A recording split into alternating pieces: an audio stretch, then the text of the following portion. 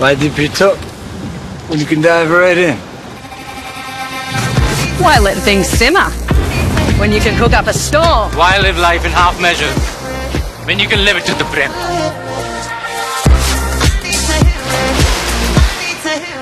SECI విద్యుత్ ఒప్పందాలపై తాను సంతకాలు పెట్టలేదన్నారు మాజీ మంత్రి బాలినేని శ్రీనివాసరెడ్డి.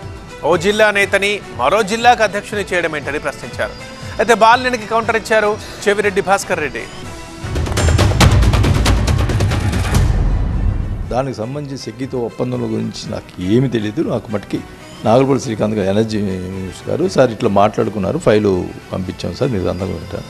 లేదండి అది మన క్యాబినెట్ అయితే పెట్టాను, నేనైతే చెప్పాను. సో క్యాబినెట్కి పంపించాను. నేను ఆ రోజు సైన్ చేయలేదు అని చెప్పిన. క్యాబినెట్కి పంపించానంటే ఏంటి? ఏ మినిస్టర్ అయినా ఏ విషయమైనా కానీ కంపల్సరీగా డిజిటల్ సైన్ పంపించాలి క్యాబినెట్.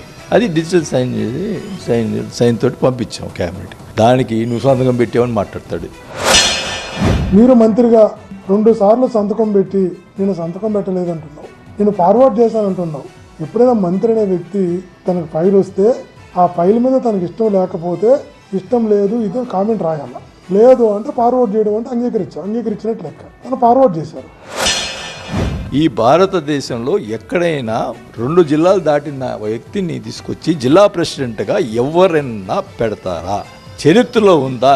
ఎక్కడ పార్లమెంట్ ఎంపీగానో ఎమ్మెల్యేగానో ఎక్కడ పోటీ చేయొచ్చు, కానీ జిల్లా ప్రెసిడెంట్గా ఒక చిత్తూరు జిల్లా ఆయన తీసుకొచ్చి ప్రకాశం జిల్లాలో జిల్లా ప్రెసిడెంట్గా పెడతారు ఎవరు? చెవిరెడ్డి భాస్కర్ రెడ్డి చిత్తూరు నుంచి వచ్చారు. నేను అడుగుతున్నా, చిత్తూరు నుంచి ఒంగోలుకు వచ్చారు. నేను మిమ్మల్ని అడుగుతున్నా వాసన్న, మీరు కొండేపు నుంచి ఒంగోలు ఎలా ఎందుకు వచ్చారు అని అడుగుతున్నా. మీ నియోజకవర్గం కొండేపు కదా, ఒంగోలుకు వచ్చి ఎందుకు పోటీ చేశారని అడుగుతున్నా. అదే మీ నాయకుడు పాలకొల్లు నుంచి పిఠాపురం ఎందుకు వెళ్ళాడు అని అడుగుతున్నా.